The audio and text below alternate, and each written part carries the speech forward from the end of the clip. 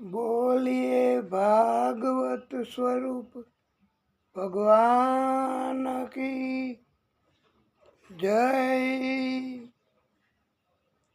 बाल कृष्ण लाल की जय। सूरज नारायण भगवान की जय। नारायण भगवान की जय। ओम श्री परमात्मने नमः। ओम श्री सरस्वत्यै नमः। ओम श्री महालक्ष्मी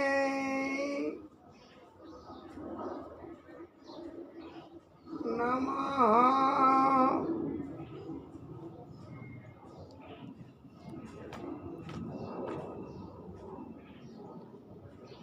ओम श्री गणेशाय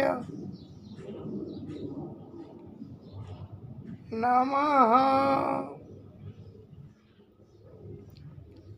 ओम श्री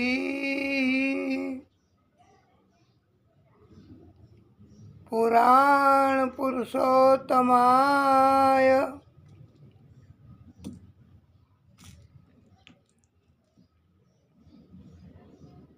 नमः। ओम नमो भगवते वासुदेवाय। ओम नमो भगवते वासुदेवाय। ओम नमो भगवते वासुदेवाय। ओम नमः पार्वती पतये हर हर महादेव हर। प्रिय भक्तों, આપ સર્વેના હૃદય કમળમાં બિરાજતા ભાગવત સ્વરૂપ ભગવાન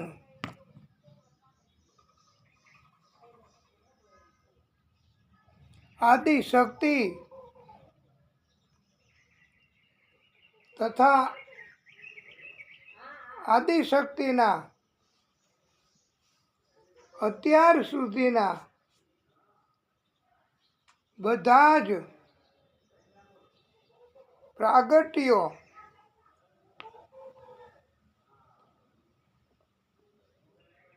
જે આપ સર્વેના હૃદયમાં વિરાજે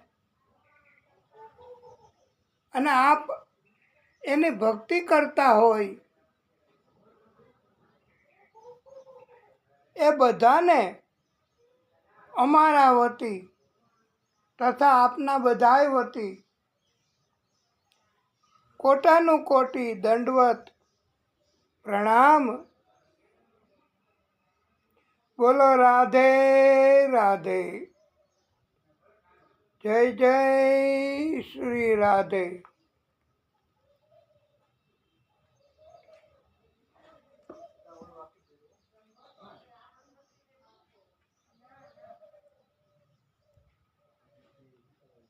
શ્રી વૃંદાવન બિહારી લાલ કી જય. વિઘ્નેશ્વરાય વરદાય સુરપ્રિયાય લંબોદરાય સકલાય જગત પિતાય નાગાનનાય શ્રુતિયજ્ઞ વિભૂષિતાય ગૌરી સુતાય ગણનાથ નમો નમસ્તે.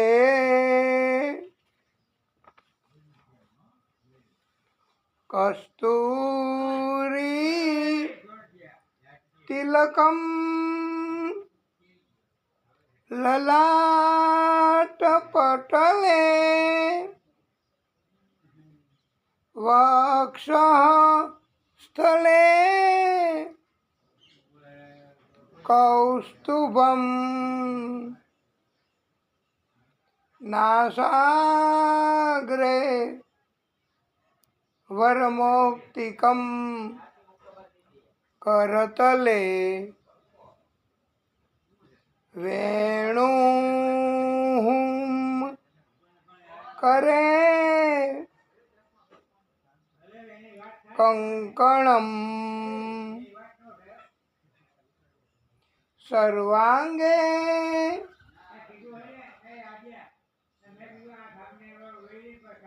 હરિચંદનમ સુલલિતમ કંઠે ચ મુક્તાવલી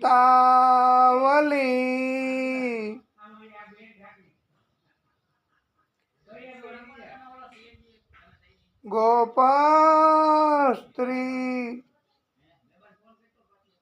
પરિવેષ્ટિતો વિજયતે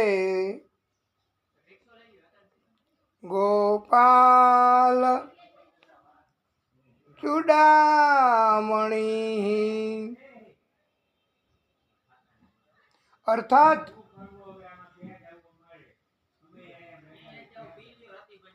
હે ભગવાન શ્રી કૃષ્ણ, તમારા મસ્તક પર કસ્તુરી તિલક સુશોભિત છે. તમારા વક્ષસ્થળ પર દેદીપ્યમાન કૌસ્તુભ મણિ બિરાજમાન છે તથા તમારા હાથના કાંડામાં તમે કંગન ધારણ કરેલા છે. હે હરિ,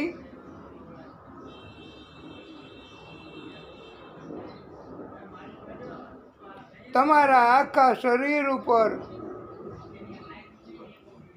સુગંધિત ચંદન લગાવેલ છે તથા તમારા સુંદર કંઠમાં એટલે ગળામાં મોતીનો હાર સુશોભિત છે. હે પ્રભુ, તમે તમારી સેવા કરનારાના મુક્તિદાતા છો. હે ગોપાલ, તમારું બધું જ સુંદર છે. તમારી જય હો.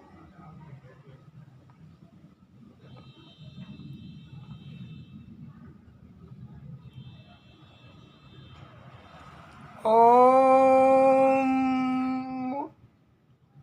સૂર્ય દેવાય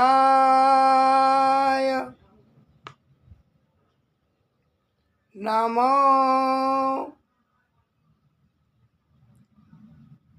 નમઃ.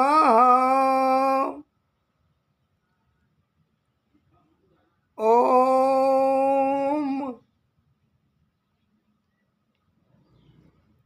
અરુણ દેવાય નમો નમઃ.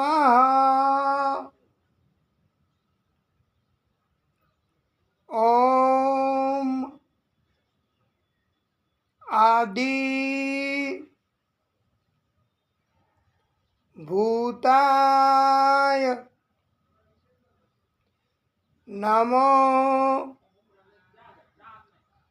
નમઃ.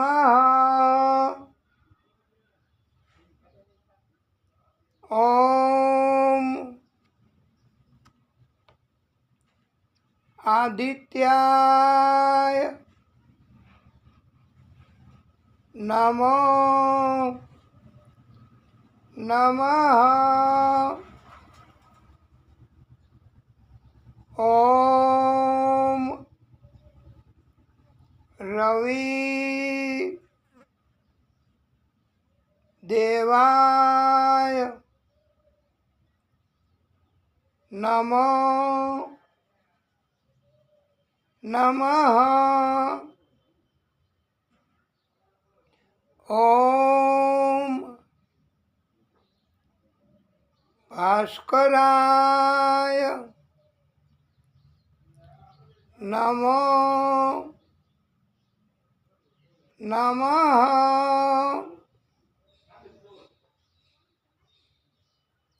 ઓમ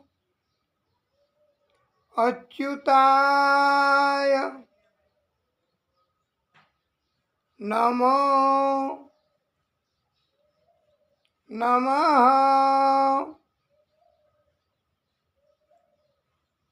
ઓમ વિશ્વ રૂપાય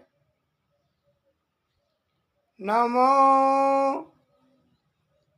નમઃ.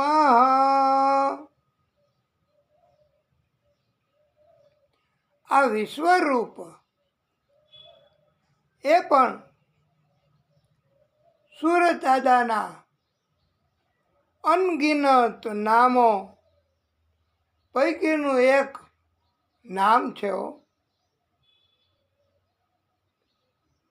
સુરત દાદાને તો એમના બધા જ નામો બહુ પ્રિય છે, બહુ પસંદ પડે છે, તથા એમના બધા જ મંત્રો બહુ પ્રિય છે, બહુ પસંદ પડે છે. અને એટલે આપણને બધા જ મંત્રો અને બધા જ નામ બહુ પ્રિય હોય. બધા જ મંત્રો બહુ પ્રિય હોય આપણને પણ. એવું આપણને લાગવું જોઈએ, અનુભવ થવો જોઈએ.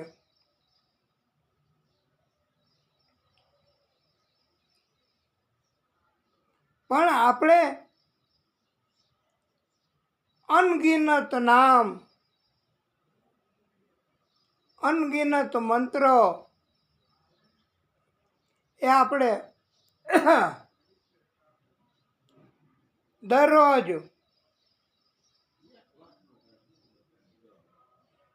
જુદા જુદા ન લઈ શકીએ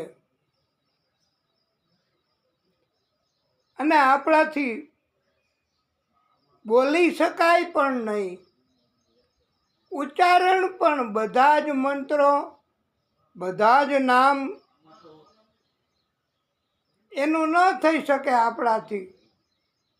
એનું કારણ છે વાલા ભક્તો કે આપણે સુરત દાદાના હજી તો શીખીએ એવા ભક્તો છીએ. ભક્તિમાં આપણી શરૂઆત કહેવાય.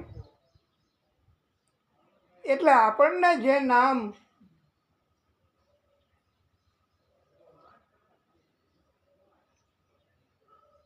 પસંદ પડે, આપણને જે મંત્ર પસંદ પડે અને સરળ લાગે એ આપણે બોલીએ તો સુંદર મંત્ર. દાદાને તો બધાય મંત્ર સુંદર જ લાગે. ઓમ જપા કુસુમ સંકાશમ કાશ્યપેયમ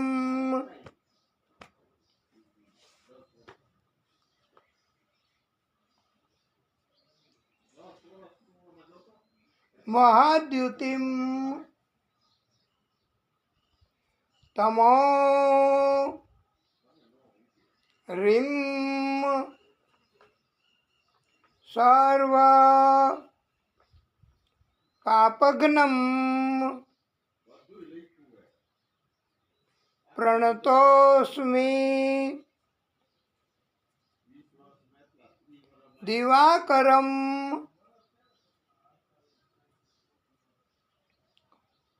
આ સુરત દાદા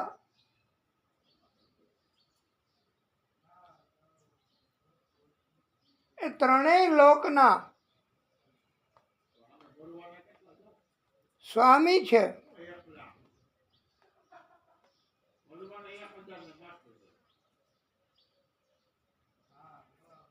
જપા પુષ્પની જેમ સૂર્ય ભગવાન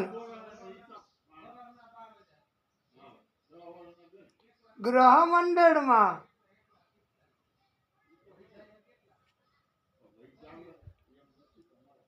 અરુણિમામયી છે તથા જે સૂર્ય ભગવાને પ્રચંડ તેજ ધારણ કરેલું છે. સૂર્ય ભગવાન એ મનુષ્યના બધા જ પાપોનો નાશ કરનારા છે. બુદ્ધિના માલિક છે, બુદ્ધિ આપે છે.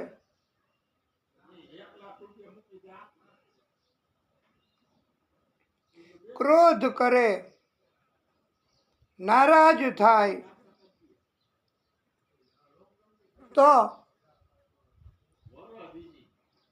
આપણી બુદ્ધિ બગડે છે.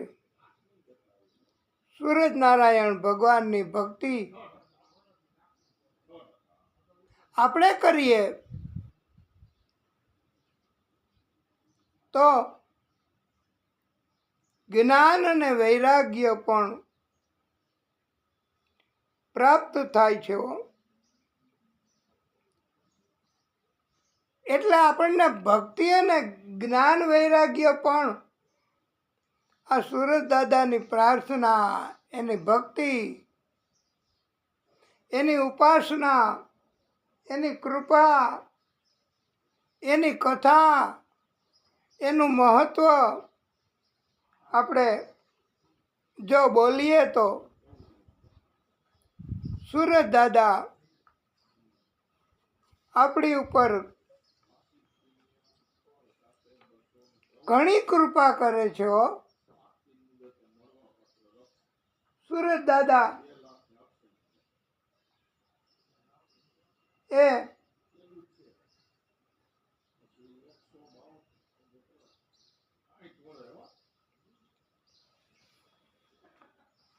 પૃથ્વી,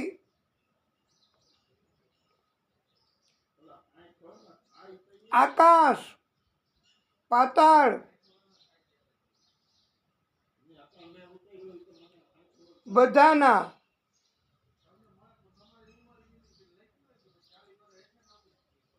સ્વામી છે.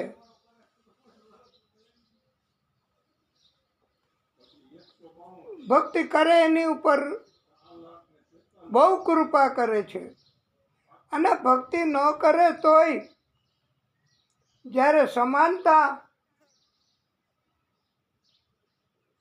એના નિયમ મુજબ કાંઈ ને કાંઈ કૃપા કરવાની થાય તો સુરત દાદા બધાય ઉપર, ભક્તિ ન કરે એની ઉપર કૃપા કરે છે.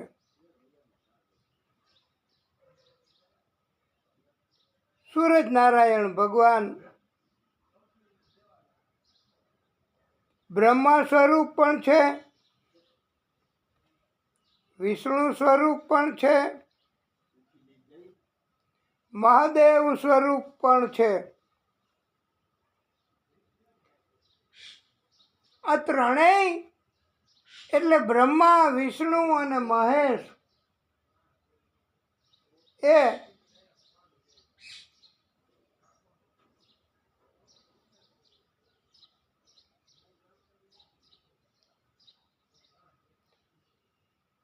એની અંદર સૂર્યનારાયણ ભગવાનની શક્તિ છે. સૂર્યનારાયણ ભગવાન આદિ દેવ છે. સાક્ષાત ભગવાન છે. બધાને દર્શન આપે છે.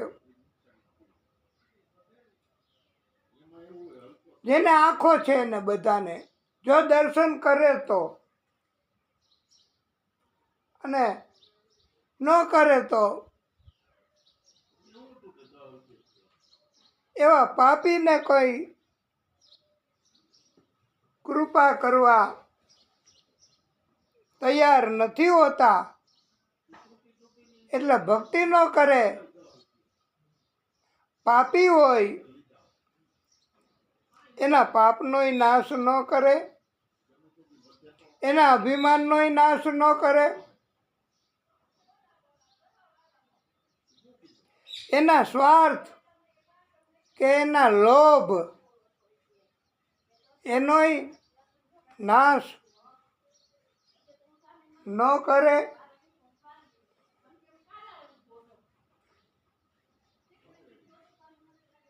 સૂરજ નારાયણ ભગવાન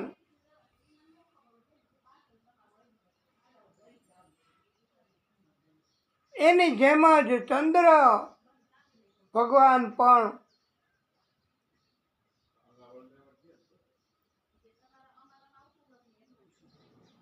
પ્રત્યક્ષ દેવ છે, દર્શન આપે છે. ચંદ્ર ભગવાન એ સૂરજ અસ્ત થાય, અસ્ત થવાની તૈયારી હોય એ પહેલા જ ચંદ્ર ઉદિત થાય છે અને બધાને દર્શન આપે છે. અને ભક્તિ કરે એની ઉપર તો બહુ કૃપા કરે છે હો. ભક્તિ બહુ પસંદ છે.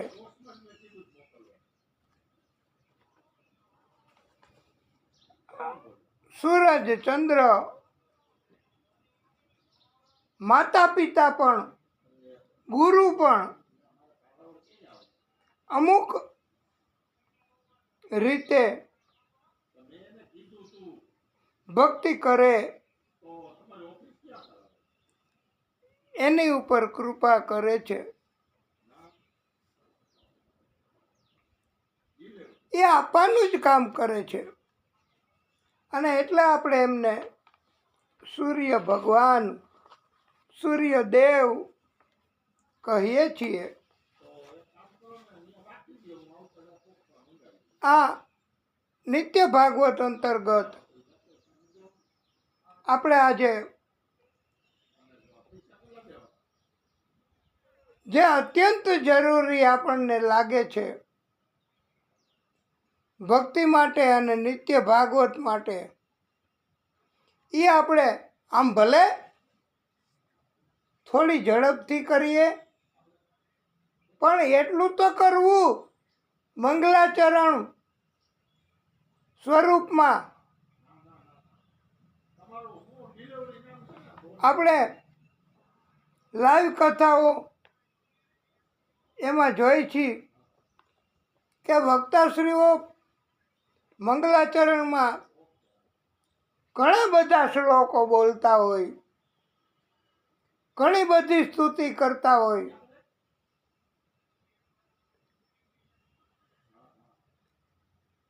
આમ મર્યાદિત સમયમાં કથા છતાંય એમાં કોઈ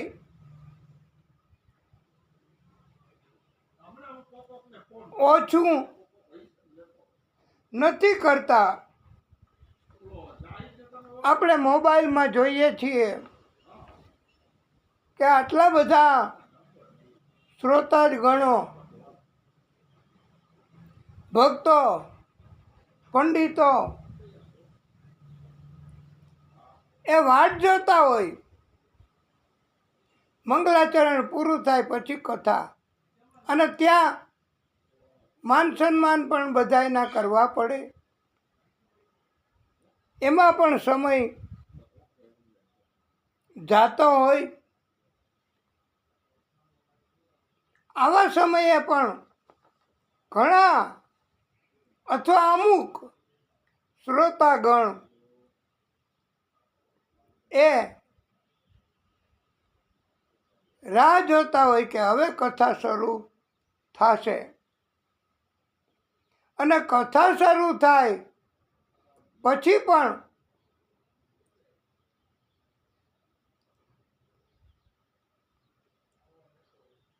ભક્તિ કરવાના હેતુથી, ભગવાનની કૃપા મેળવવાના હેતુથી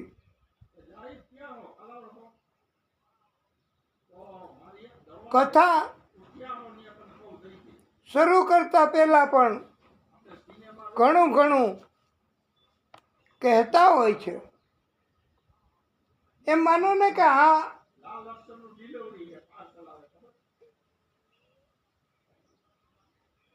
કથા એમાં આવું બધો કાર્યક્રમ ને આવું બધું પ્રોગ્રામ ને આવું બધું ભક્તિ ને આવું બધું ઉચ્ચારણ ને આવી બધી સ્તુતિ ને એને કરવા મંગલાચરણ અર્થે વધારે ઓછો સમય લેતા હોય ત્યારે કોઈ ભક્તો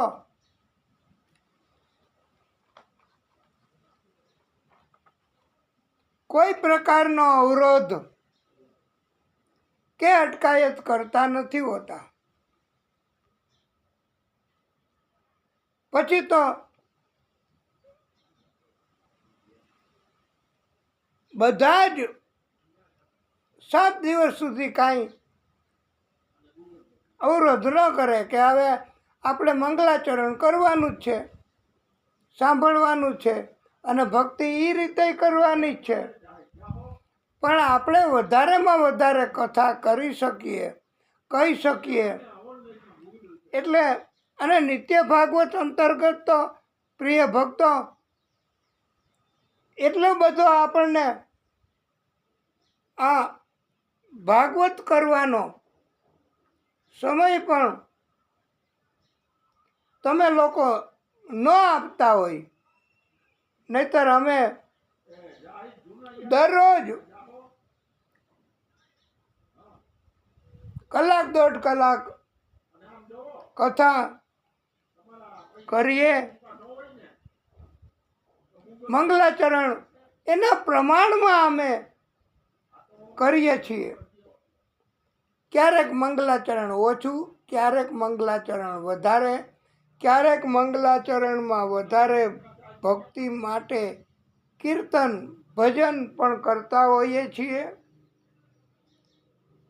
આખો મંગલાચરણમાં વિભાગ પણ અમે પણ આપને એક તો આ કથા ઓછા સમય માટે પ્રભુએ મંજૂર કરી હોય છે, પરમ કૃપાળુએ. અને આપણને એમ છે કે આ પ્રભુની પ્રેરણા હોય આપણને, એટલે જ આપણને એવું લાગે કે પ્રભુની પ્રેરણા કે મંગલાચરણ આપણે કરવાનું. અને એમાં ઘણું કહેવાય એટલું કેવું, નવા શબ્દો, નવી વાત એમાં કહીએ છીએ, નવા શ્લોક, નવું કાંઈ ભક્તિ માટે કહીએ છીએ. તો આવી રીતે આપણે પણ ભક્તિ કરીએ છીએ. અને અમારા કહેવા મુજબ મંગલાચરણ વિભાગમાં અમે બહુ વધારે સમય નથી લેતા. અને ક્યારેક લેવાઈ જાય તોય એ પરમાત્માનો આદેશ, એનું સૂચન સમજવાનું. કારણ કે એમ કહેવાય છે કે એની ઈચ્છા વગર પત્તા ભી નહીં હિલતા. પાંદડું હલતું નથી હો પરમાત્માની ઈચ્છા વગર. અને આખા બ્રહ્માંડનું, આકાશ પાતાળ પૃથ્વી એટલે કાંઈ નાની નાની વાતની વાત છે જ નહીં. આ તો અતિ વિરાટ, અતિ વિરાટ, અતિ વિરાટ. આપણે તો બોલી અને ખાલી વર્ણન કરીએ બસ. બાકી તો પગ પાતાળમાં પ્રભુના. અને આકાશ, છેલ્લા આકાશ, ત્યાં મસ્તક, આંખો પ્રભુની હોય છે. એટલે આટલું વિરાટ રૂપ ધારણ કરે અને બધાને બધું જ આપે. બોલો, બધી જગ્યાએ પહોંચી શકે, આકાશ પાતાળ અને પૃથ્વી ઉપર. એવા આ પરમાત્મા છે. એને એટલે કથા કરવા માટે આપણે આમંત્રિત કરીએ, એકાદો શ્લોક બોલીએ તો ચાલે. આયે હનુમંત બિરાજીએ કથા કહું મતિ અનુસાર, પ્રેમ સહિત ગાદી ધરું, પધારીએ પવન કુમાર. શ્રી હરિમ પરમાનંદમ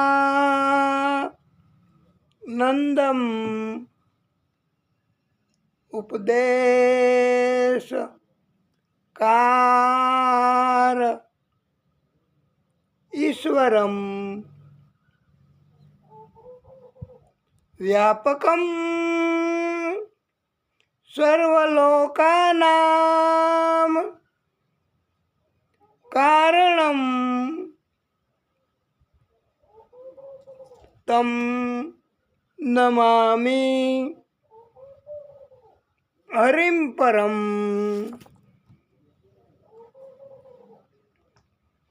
મંગલાચરણ એ ઘણી વખત તો એવું થાય કે અમારે મંગલાચરણ એવું બહુ નથી સાંભળવું. ઘણી જગ્યાએ જઈએ ત્યારે કથા પ્રેમી, કથામાં જ રસ હોય. કથા એક તો બહુ ઓછા મર્યાદિત કલાક સુધીની કથા, 4 કલાક સુધીની કથા હોય, એમાંય મંગલાચરણ, એમાંય ભજન, એમાંય કીર્તન, એમાંય બીજી બાતો બધી, તો કથા તો બહુ ઓછી મળશે. આવો અસંતોષ ઘણાય ભક્તો કરતા હોય છે. અને ત્યારે એવો આગ્રહ રાખે છે કે આપ મંગલાચરણ, એમાં તો ઘણાય વિદ્વાન, ઘણાય પંડિત, ઘણાય ઋષિ, ઘણાય મહાત્માઓ, ઘણાય ભક્તો એ તો એમ કહે છે કે મંગલાચરણમાં ખાલી શ્રી ભાગવત સ્વરૂપ ભગવાન કી જય હો ગયા મંગલાચરણ. કાંઈ શ્લોક, કાંઈ મંત્ર, કાંઈ ન બોલીએ, હવે કાંઈ તો થઈ જાય બસ, અને કથા ચાલુ. આવું પણ ઘણાય આગ્રહ રાખે છે. અને કલાક, અડધી પોણી કલાક સુધીના મંગલાચરણના શ્લોકો અને સ્તુતિ ને એ બધું એ કરતા હોય છે ઘણા. પણ कथा करने के लिए आए हैं तो कथा नहीं करेंगे और दूसरी बात भजन कीर्तन मंगलाचरणના નામથી બધું કરીશું તો કથા તો ઓછી થશે. એક તો 7 દિવસે ટૂંકા પડે છે. પહેલાના વખતમાં એવું હતું વાલા ભક્તો, ઘણા જૂના સમયમાં 3 પ્રહરની કથા એટલે 10.5 કલાક કથા કરવાની હોય અને 1.5 કલાક વધે ને એ 1.5 કલાક દરમિયાન પછી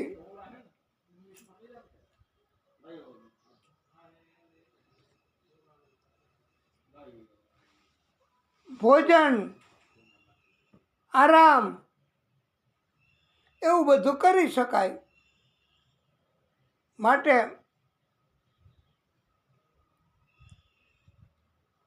પણ હવે એવો સમય આવી ગયો છે વાલા ભક્તો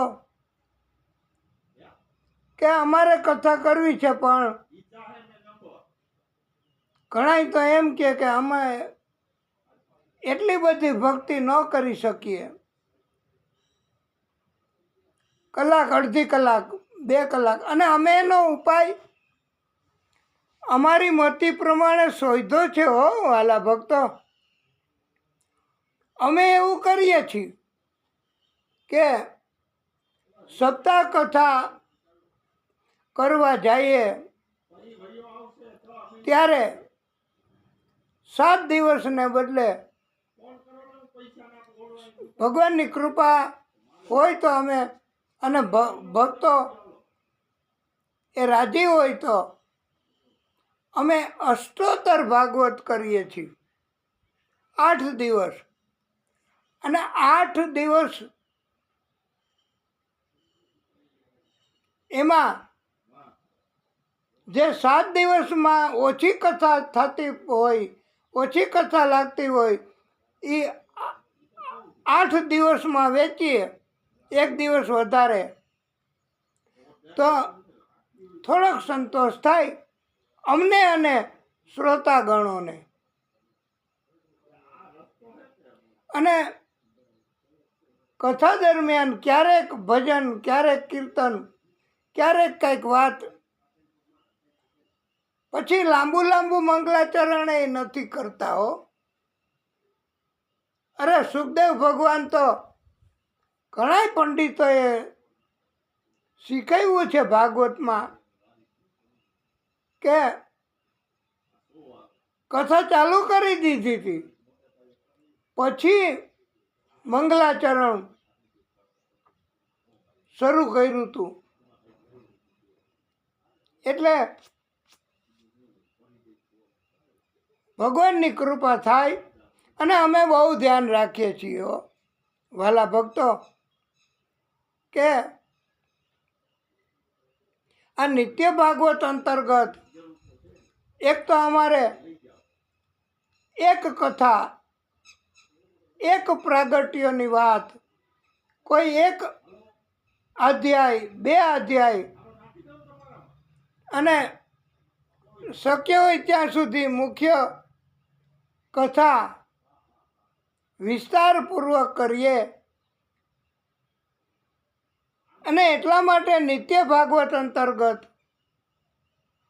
અમે મંગલાચરણ, આપને કદાચ એવું લાગતું હોય કે બહુ વિસ્તારથી કરીએ છીએ, વધારે સમય એમાં લઈએ છીએ, પણ એવું નથી વાલા ભક્તો.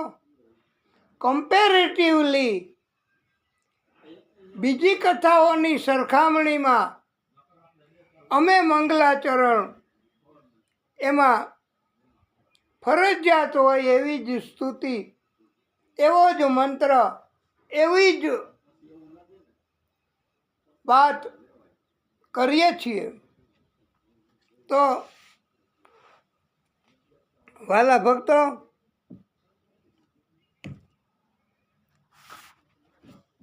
આપણે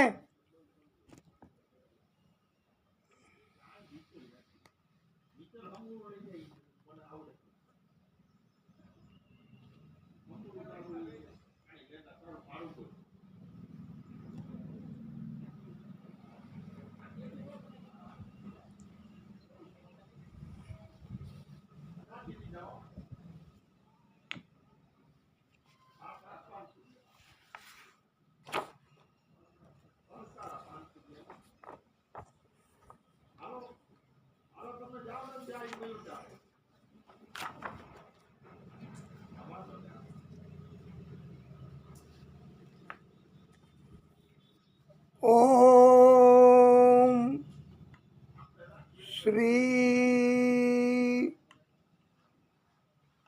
પરમાત્મને નમઃ.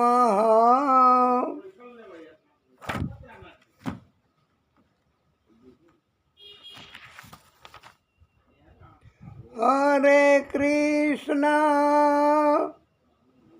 હરે કૃષ્ણ,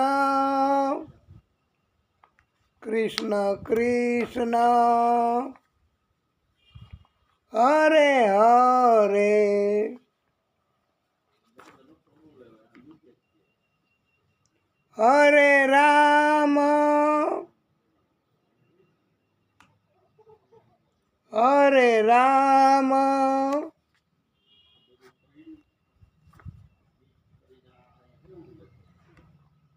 રામ રામ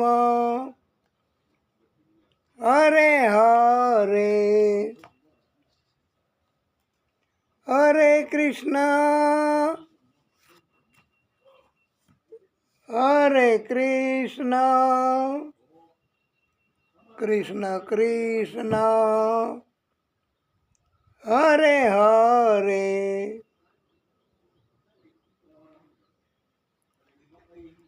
હરે રામ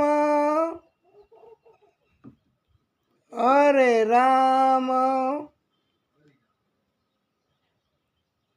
રામ રામ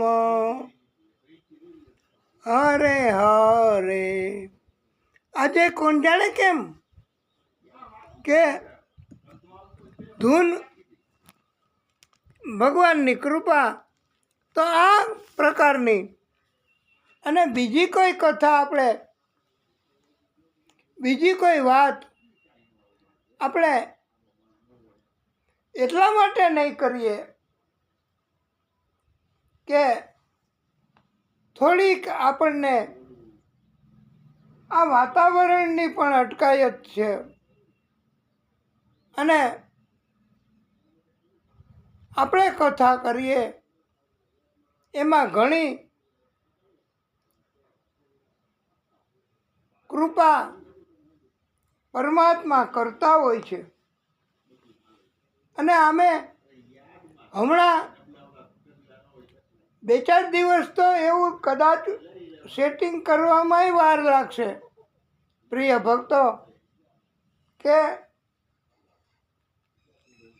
કથા વિસ્તારથી નહીં કહી શકીએ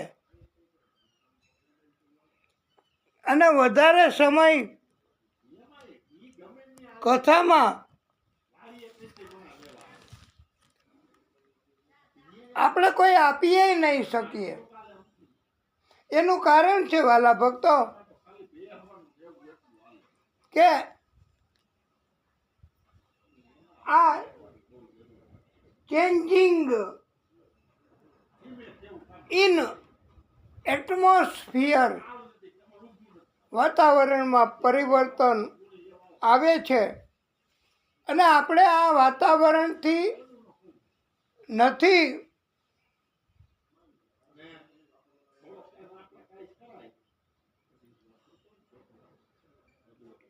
અનુકૂળ રહી શકતા, અને એના કારણથી આપણને એમ થાય આ તો તમે બધાનો આગ્રહ છે, અને પરમાત્માની કૃપા, પરમાત્મા આપણી ભક્તિ ભલે ઓછી તો ઓછી પણ કબૂલ તો કરે જ છે હો. આપણને પરમાત્મા કૃપા તો કરે જ છે. અને આ નિત્ય ભાગવત અંતર્ગત હજી સુધી આપણે કે એકેય એપિસોડમાં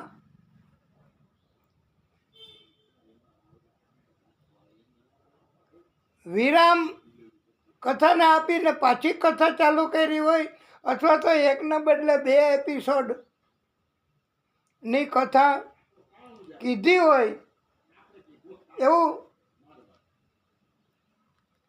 એટલા માટે નથી બન્યું. અને હમણાં 2-4 દિવસ તો નહીં બને વાલા ભક્તો, કારણ કે કેટલી જાતની અટકાયત, અગવડતા. આ તો પરમાત્મા કૃપા કરે અને આપણને કંઈક અનુકૂળ થાય એવું પરમાત્મા કરી આપે, બસ. અત્યારે ઘણી જાતની અટકાયત હોય છે. હા, પણ એનું બયાન કરવું, એનું પ્રસારણ કરવું, એની ફરિયાદ કરવી માણસો અથવા પરમાત્માને એ જરાય ભક્તિ ગણાતી નથી. એટલે આપણે તો જેટલી થાય એટલી ભક્તિ કરવી બસ. ઘણી વખત અમે આ કથા કરીએ નિત્ય ભાગવત અંતર્ગત, એ દરમિયાન ઘણું મંગલાચરણ, ઘણા ભક્તિવાળા કીર્તન ભજન, ઘણા દ્રષ્ટાંતો એ અમે નથી કહેતા હોતા. એનું કારણ છે કે સમય પછી 2 કલાકને બદલે 3 કલાક થઈ જાય અને વચ્ચે વિરામ પણ કરવો પડે. એવું પછી કરશું આપણે, કારણ કે હમણાં આજે તો 12 કહેવાય, પારણા કરી લીધા બધાએ. આ 11 વાગ્યા સુધી પારણા કરવાના. 8 થી કે કોઈ સમય તો યુટ્યુબમાં આપ જોઈ લેજો. અમારે તો ભગવાનની કૃપા થાય એ જ પારણા ભાઈ. અમને તો કથા કરવાની તક આપે પ્રભુ, પરમ કૃપાળુ, અને તરત અટકાયત દૂર કરી દે તો અમારે પ્રભુની કૃપા થઈ એમ માનવું પડે. તો વાલા ભક્તો, અમારે આજે બહુ ખુલાસાઓ તમને નથી કરવા. આજે થોડીક કથા થઈ શકે તો કરવી, એવી રીતે આ શરૂ કર્યું છે. અને મંગલાચરણ પણ આજે ઘણું ઓછું કર્યું છે. હા, તમને એમ ન થાય કે ભજન કીર્તન અને મહાદેવજી, અત્યાર સુધીમાં આપણે મંગલાચરણમાં મહાદેવજીની કોઈ કથા, કોઈ વાત, કોઈ ઉદાહરણ, કોઈ ભજન, કોઈ કીર્તન નથી કર્યું. હા, કારણ કે અમને પણ એમ થાય ને કે ભાગવત અમારે જોઈએ બસ. જેવી રીતે સમુદ્ર મંથન એની કથામાં એવું આવે છે કે મોહિની સ્વરૂપ ભગવાન પ્રગટ થયા અને એમણે એવું કીધું હતું કે અડધું આપણે અમૃત આપવાનું છે, તો એને આપણે દેવોને આપી દઈ પહેલાં, ઉપરથી પાણી જેવું, અને પછી ઘાટું અને બહુ પૌષ્ટિક અને બહુ અગત્યનું હશે એ બધું તમને આપી દેશું. તો આવી રીતે અમારો પણ અભિગમ એવો છે, અને આપનો પણ અભિગમ એવો હવે થવા માંડ્યો છે કે અમને એવું લાગે અને આપને એવું લાગે છે કે જેમ ઘાટું અમૃત, એમ માત્ર ભાગવત ઈ જ કહેવી. પછી મંગલાચરણમાં માત્ર એક જ સ્મરણ, બોલીએ ભાગવત સ્વરૂપ ભગવાન કી જય, એટલું એક જ મંગલાચરણ થઈ ગયું બસ. અને આપને બધાને અને અમને પછી સંતોષ થાય કે બહુ કથા બહુ કીધી હો, અને નિત્ય ભાગવત અંતર્ગત નકરી કથાઓ જ કરીએ છીએ, કલાક, 1.5 કલાક, 2 કલાક. તો વધારે કથા અને આ નિત્ય ભાગવત અંતર્ગત વધારે ભાગવત કહી શકાય કહેવાની તક મળે. અને ભાગવત કથા તો કરવા આવ્યા છીએ. આ ભજન કીર્તન ઉદાહરણ એ તો બધું સાઈડ અને મફત છે. અને ભગવાન અલબત્ત એનાથી રાજી થાય છે, પણ શ્રોતાગણ એનું ધ્યાન સાંભળવામાં રહીએ, ઝોલા ન આવે એટલા માટે અમે જયકાર બોલાવતા હોઈએ છીએ. અને ક્યારેક કોક એવું ઉપયોગી ભજન પણ કરીએ છીએ. અને ભજને એવું સિલેક્ટ કરીને કે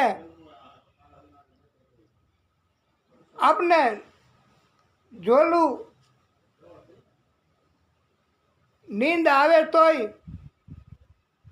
આંખો બંધ કરવાની ઈચ્છા ન થાય અને કથામાં ધ્યાન રહીએ.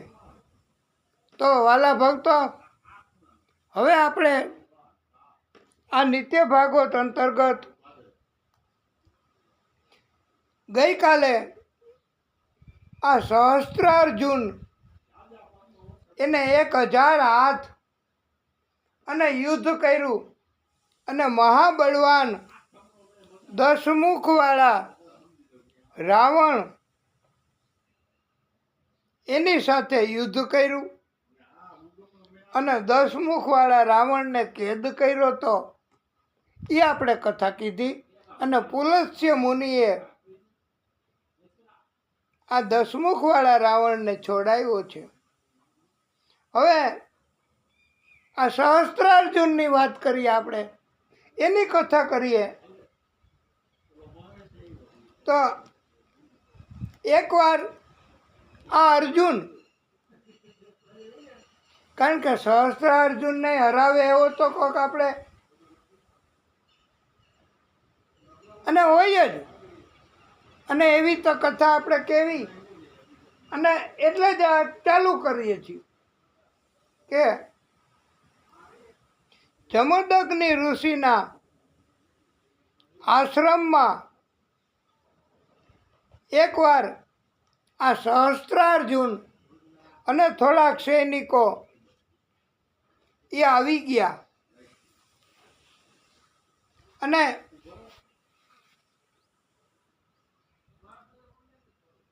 આ અર્જુન એ આટલો બળવાન, આટલો તપસ્વી, પણ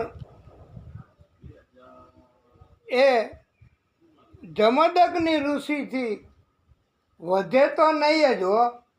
હા, એવું આપણે અભિપ્રાય નથી આપતા, પણ પંડિતોનું કહેવાનું છે કે સહસ્ત્રાર્જુન એને પણ એમ થયું કે આ ઋષિ બહુ ઐશ્વર્યવાન છે, જ્ઞાની છે. અને ઋષિએ કહ્યું કે આપને ભોજન કાંઈ લેશો? ત્યારે સહસ્ત્રાર્જુને કહ્યું કે ઋષિ વર્ય, ભૂખ તો લાગી છે અમને બધાને, પણ અત્યારે ક્યારે બનાવવું ભોજન અને કેવી રીતે થાય તૈયાર, આપને બહુ કષ્ટ પડશે, તકલીફ પડશે.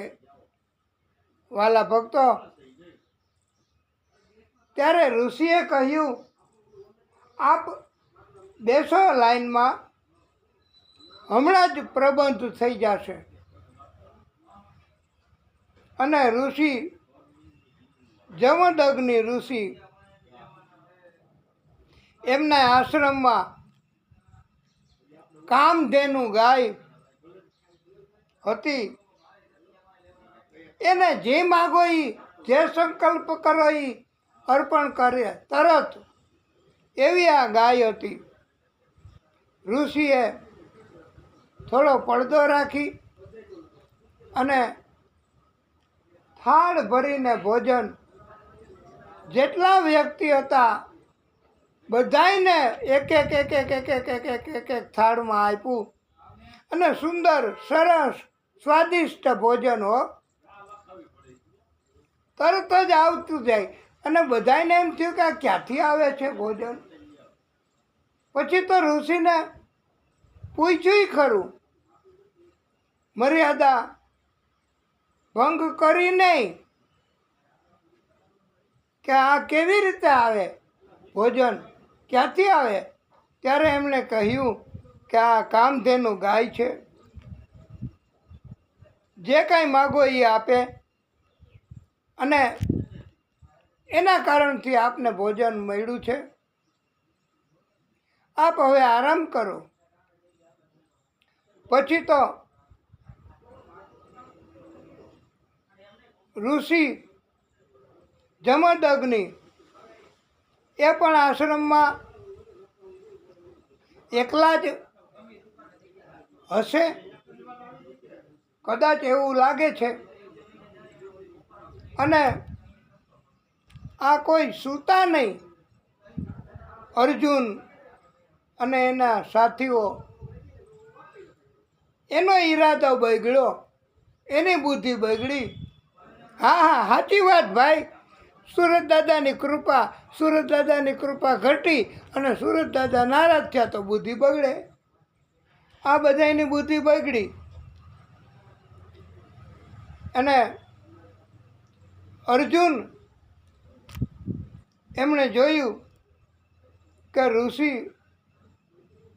એ સૂઈ ગયા છે પોતાના કક્ષમાં. અને સહસ્ત્રાર્જુન એમણે ગાય અને વાછરડું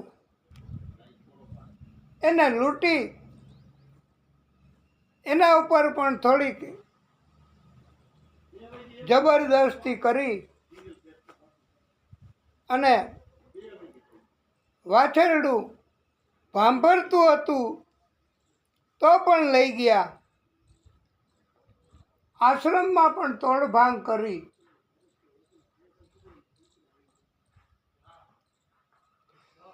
મહિષ્મતી નગરી એની રાજધાની હતી. એ રાજધાનીમાં આ સહસ્ત્રાર્જુન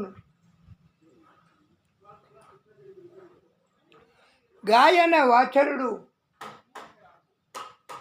એ ભાંભરતું હતું એવી દશામાં લઈ ગયા. પછી તો ઋષિ તો એકલા કેવી રીતે બચાવી શકે. શારીરિક બળ પણ ઓછું પડે અને બુદ્ધિ બગડે ત્યારે આવું થાય છે વાલા ભક્તો. ધર્મને બદલે અધર્મ, અહિંસાને બદલે હિંસા કરવાનું. અને આવું તો ઘણાને બહુ જ, આ કળિયુગ છે ને, તો કળિયુગના કારણથી આવું બહુ હોય છે હો. હા,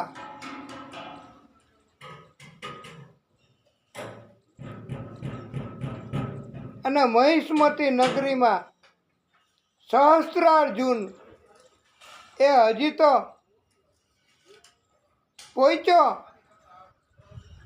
એની રાજધાનીમાં. ત્યાં તો પાછળ પરશુરામજી બહુ ગતિ કરીને દોયડા આવતા હતા. અને પરશુરામજી પણ પહોંચી ગયા હો. સહસ્ત્રાર્જુન અને પરશુરામ એની વચ્ચે બહુ મોટું યુદ્ધ થયું. આ અર્જુન એક ક્ષત્રિય હતો ને,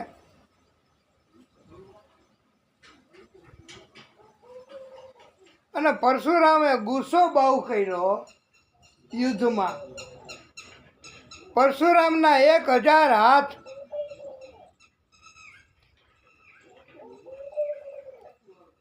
એને પણ વધારે માહત કરે, હરાવી દે એવું બળ હતું પરશુરામજીમાં.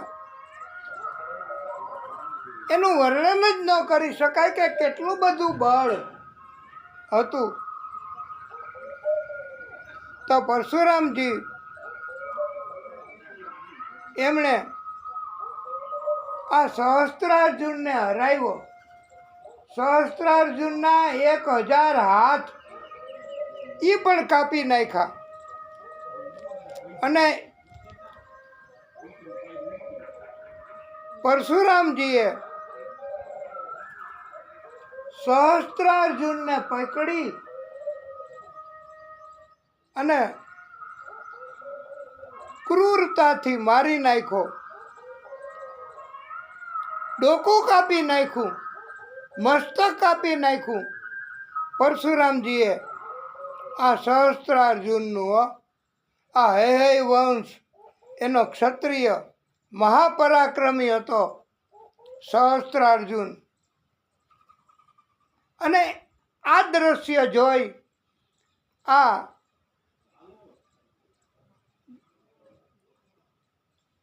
અર્જુન સહસ્ત્રાર્જુનના 10,000 દીકરાઓ દૂર ઊભા રહી ગયા.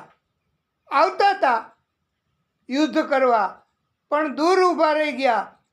અને એમણે જોયું કે આવી કતલ, આ બળવાન અને સહસ્ત્રાર્જુનનું આ મસ્તક કાપી નાખ્યું.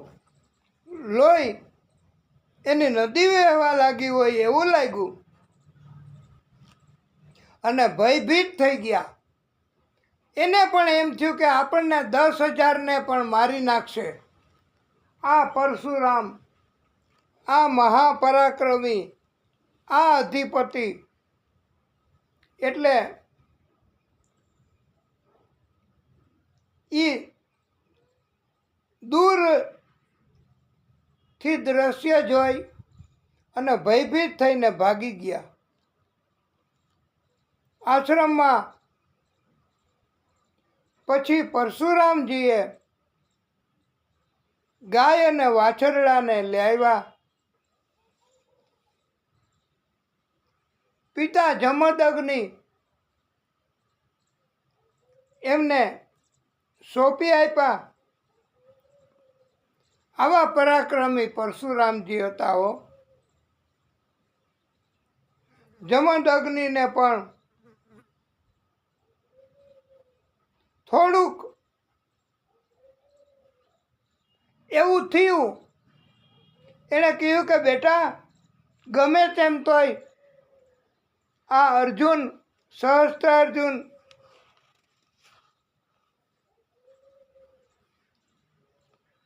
એનો રાજા કહેવાય, તો એનો વધ ન કરાય. પરશુરામજીએ પ્રાયશ્ચિત કર્મ કર્યું. પિતાએ કહ્યું, આજ્ઞા કરી કે બેટા, પ્રાયશ્ચિત કર્મ કરવું પડશે. અને પછી આ પરશુરામજીએ પ્રાયશ્ચિત કર્મ પણ કર્યું છે. હવે એક બીજી ઘટના, બીજી વાત પણ આ નિત્ય ભાગવત અંતર્ગત આપણે કહેવાની એવી ઈચ્છા છે કે એકવાર હવે બીજો બનાવ પરશુરામજીની કથાનો, કે ગંધર્વ રાજા ચિત્રરથ એ કમળની માળા પહેરીને વિહાર કરતો હતો, ફરતો હતો, ટેલતો હતો, આનંદ કરતો હતો. આ ચિત્રરથ રાજા અને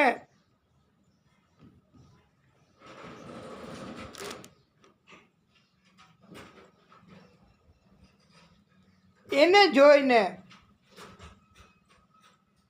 જમદગ્નિના પત્ની રેણુકાજી એ ઊભા રહી ગયા. આશ્રમમાં આવતા હતા, રસ્તામાં એમણે જોયું આ ચિત્રરથ કમળની માળા પહેરીને આ ક્રીડા કરે છે. તો એને રેણુકાજીને પણ માનસિક વ્યભિચાર થયો. ઘણી વખત સ્ત્રી એ પણ કોઈ પુરુષનું પૌરુષત્વ અથવા કોઈ એવી સ્કિલ અથવા કોઈ એવી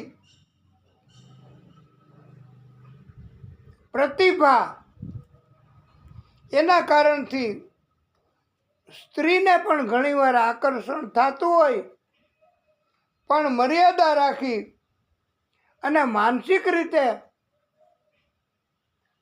એ સ્ત્રીને પણ પ્રેમ જાગે મનમાં, એને કહેવાય માનસિક વ્યભિચાર.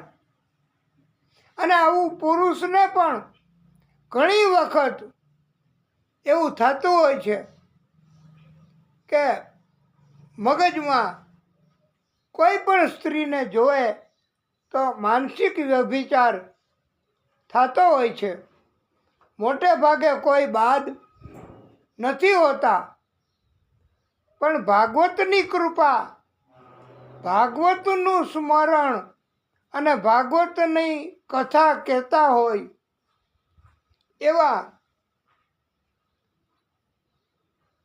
કે જે ભાગવતમય બની ગયા હોય અને ભાગવતની કથા નિત્ય ભાગવત અંતર્ગત એટલે જ આપણે કરીએ છીએ. ભાગવતનું શરણું આપણે એટલે જ લીધું છે કે ભાગવતના કારણથી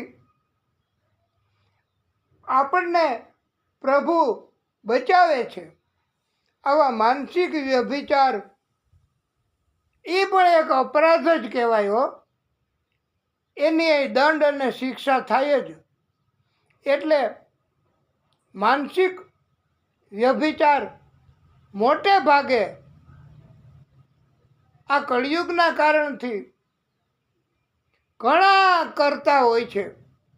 પણ કોક જ એવા ભક્તો હોય સતત નામ જાપ, નામ સ્મરણ કરતા હોય. બાકી તો ખાસ ધ્યાન રાખવું. પંડિતોએ, ભાગવતકારોએ કહ્યું છે કે મધુભાષી, મોટી મીઠી મીઠી મીઠી વાતો કરવાવાળા, મધુર વાણી બોલવાવાળા, એનું ધ્યાન રાખવું ભાઈ. એના અંદર આવા ઘણા અપરાધ એ કરતા હોય છે અને એને ઓળખવા બહુ અઘરું પડે છે હો. અને ફસાઈ જવાય છે, સ્ત્રીએ પણ અને પુરુષે પણ. એટલે આ કથાના માધ્યમથી એવો બોધ આપવામાં આવ્યો છે કે ભક્તિ કરવી અને સતત ભક્તિના કારણથી પ્રભુ બચાવે, નહીતર માનસિક અપરાધ બહુ થાય છે હો. હા, અને રેણુકાજીને માનસિક વ્યભિચાર થયો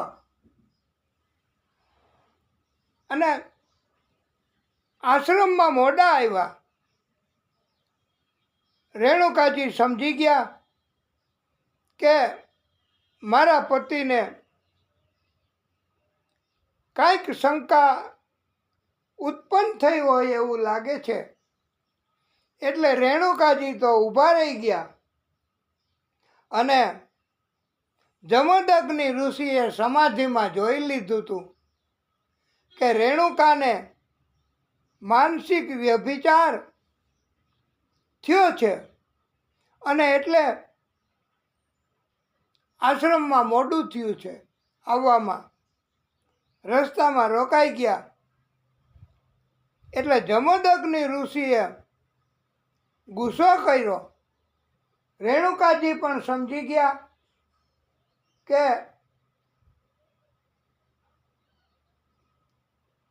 મારા પતિ જમદગ્નિ ઋષિ એને ખ્યાલ આવી ગયો છે.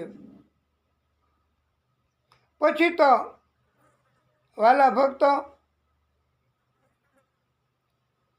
બહુ ગુસ્સો કર્યો.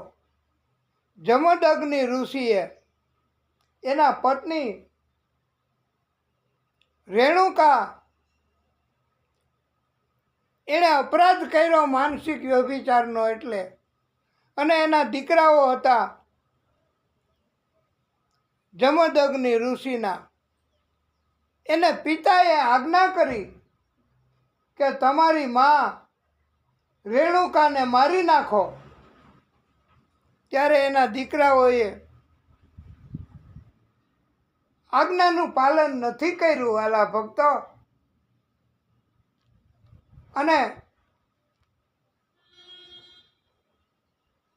પિતા જમદગ્નિ થોડાક નારાજ થયા છે. આ ત્રણેય દીકરાઓ થયો બીજા. અને પછી પરશુરામજી આવ્યા આશ્રમમાં. ત્યારે એમને જોયું અને પૂછ્યું કે પિતાજી, શું ઘટના આ બની છે? ત્યારે એમને ખ્યાલ આપ્યો અને આજ્ઞા કરી પિતાએ, જમદગ્નિ ઋષિએ પરશુરામજીને, કે તમારી માં અને તમારા ત્રણેય ભાઈઓ એને મારી નાખો. હવે પિતાની આજ્ઞા, આવો બોધ આપણે લેવાનો છે કે પિતાની આજ્ઞા એનું પાલન કરવું તો પરમાત્મા રાજી થાય છે, ભાગવત ભગવાન રાજી થાય છે. અને એક મોટામાં મોટો ધર્મ પિતાની આજ્ઞાનું પાલન કરવું એ કહેવામાં આવ્યો છે. ભાગવત આપણને એવું શીખવે કે પિતાની આજ્ઞાનું પાલન હંમેશા આંખો બંધ કરી નહીં કરવું, કંઈ વિચારવું જ નહીં, કારણ કે પિતાની આજ્ઞા છે ને. એટલે હવે આ કળિયુગમાં તો જેમ પહેલા 3 પુત્રોએ પિતાની આવી આજ્ઞા, પિતાનો આટલો ગુસ્સો, પિતાએ માને મારી નાખવાનો આદેશ કર્યો, તો આવી બુદ્ધિનો ઉપયોગ કર્યો અને એણે આજ્ઞાનું પાલન ન કર્યું.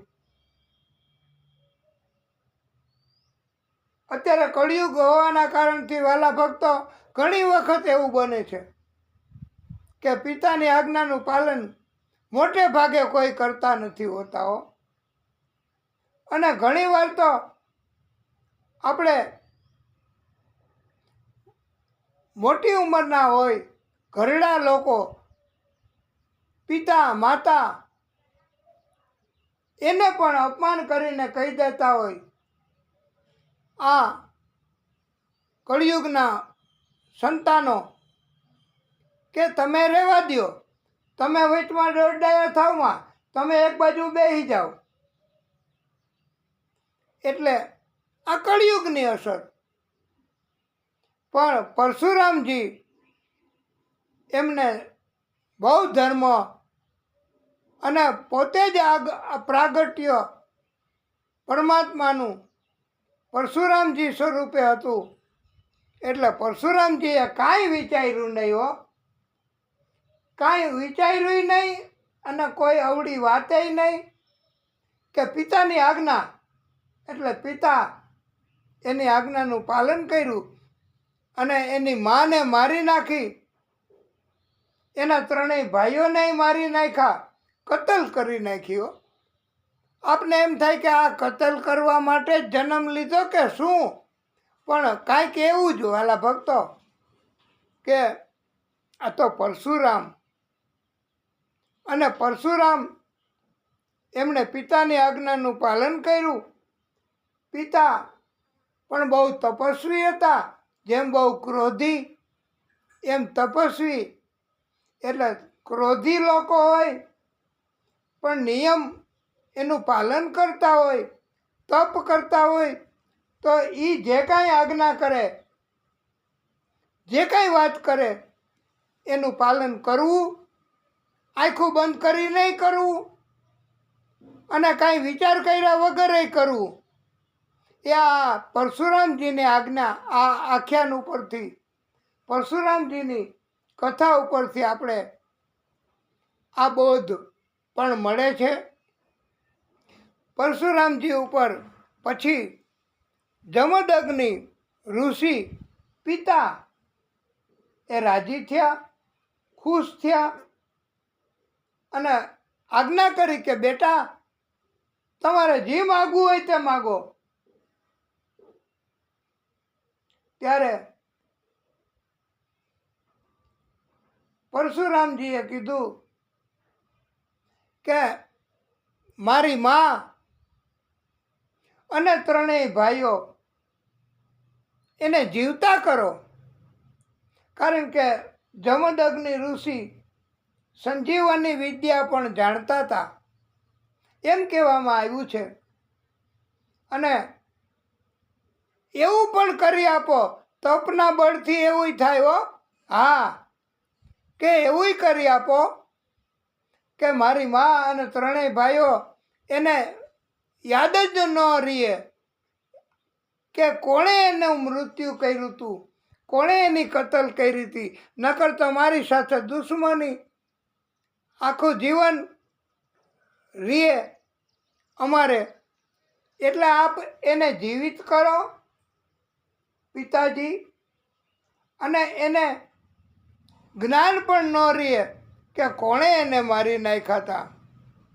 તો પરશુરામજીએ પછી આ મા અને ભાઈઓને જીવિત કરવાનું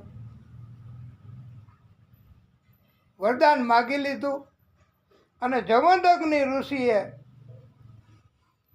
તપના બળથી, પ્રભુની કૃપાથી, અને આ એક પ્રભુની લીલા કયો તો લીલા, એવા કર્મ પ્રભુએ કર્યા, આદિશક્તિએ કર્યા કે જમદગ્નિ ઋષિએ જીવતા કર્યા એની પોતાની પત્ની રેણુકાજી અને ત્રણેય દીકરાઓને. આવી રીતે પણ પરાક્રમ કરે છે. અને પરશુરામજી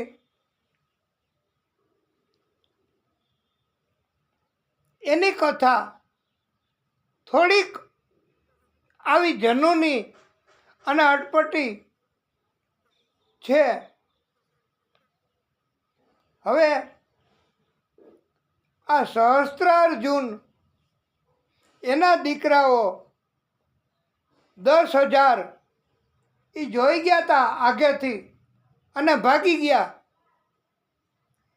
અર્જુનના સંતાનો 10,000 દીકરાઓ, અને અર્જુનની કતલ કરી પરશુરામજીએ. ત્યાર પછી 10,000 દીકરાઓએ બદલો લેવા માટે પરશુરામજીના આશ્રમમાં કોઈ નહોતું. ત્યારે બદલો લેવા આશ્રમમાં આવીને તોડફોડ કરી. જમદગ્નિ ઋષિ એનું માથું કાપી અને લઈ ગયા. આવા જનૂની હતા હો. બદલો આવી રીતે લીધો, ખૂન કા બદલા ખૂન. એમ કે તમે અમારા પિતા અર્જુનનું કતલ કરીને મૃત્યુ કરી નાખ્યું હતું, માથું કાપી નાખ્યું હતું. એવી રીતે એના દીકરાઓ 10,000 સહસ્ત્રાર્જુનના એણે પણ બદલો લેવા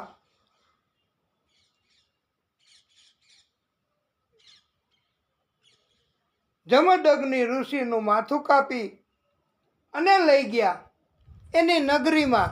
એની કઈ નગરી હતી તો યાદ છે કે પછી સીતારામ? હા, મહિષ્મતી નગરી. અને મહિષ્મતી નગરીમાં એના દીકરાઓએ 10,000 લઈ ગયા માથું કાપીને. અને પછી પરશુરામ આશ્રમમાં આવ્યા અને પરશુરામને ખબર પડી કે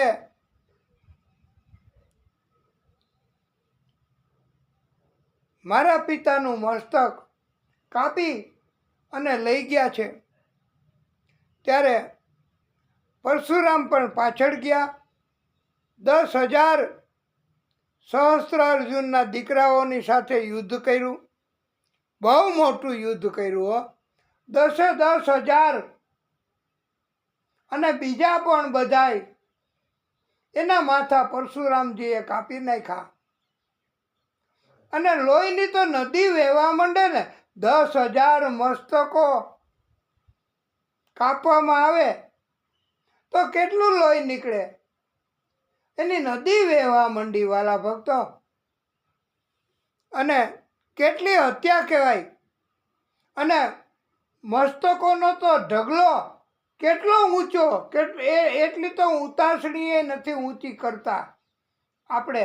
10,000 મસ્તકો જાણે મોટો ડુંગર ન ખડકાઈ ગયો હોય અને લોહીની નદી ન વહેતી હોય. આવું કરી પરશુરામજીનો ગુસ્સો એટલે પરશુરામજીએ મસ્તક પાછું લઈ આવ્યા. અને પરશુરામજી પણ આ સંજીવની વિદ્યા જાણતા હશે.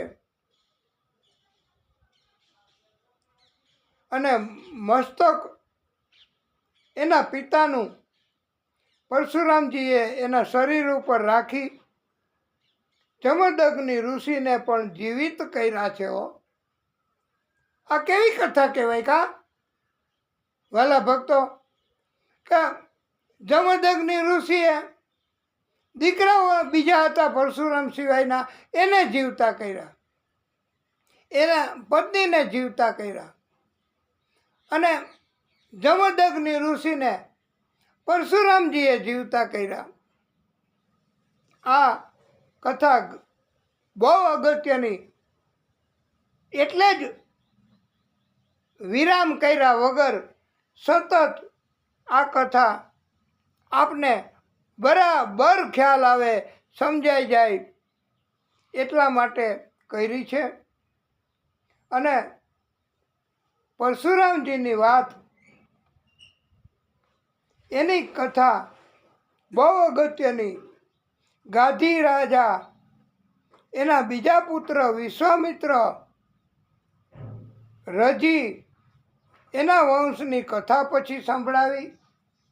જયસેન, નહુસ તથા આગળ પણ વંશ ચાલ્યો. અને આગળમાં યયાતિ રાજા થયા છે. યયાતિ રાજા એના લગ્ન શુક્રાચાર્યની કન્યા દેવ્યાની સાથે થયા છે. અને એ વખતે એવું હતું પરમ ભક્તો કે દીકરી કન્યા મોકલે સાથે સેવિકાઓ પણ મોકલતા. તો શુક્રાચાર્ય એમણે એની કન્યા દેવયાનીને મોકલી સાસરે. સાથે શર્મિષ્ઠા દાસી પણ મોકલી. અને શરત એવી રાખી હતી કે એ દેવયાની દાસી એમની સાથે મૈથુન કાર્ય નહીં કરવાનું. અને પછી તો આગળની કથા એ આપણે પછી કરીશું. આટલી કથા આપણે અને આ કથાને વિરામ આપીશું. પછી દેવયાની શર્મિષ્ઠા યયાતિ રાજા એની કથા આપણે આગળ કરીશું. બોલીએ ભાગવત સ્વરૂપ ભગવાન કી જય. ઓમ નમઃ પાર્વતી પતયે હર હર મહાદેવ હર. કથાને વિરામ.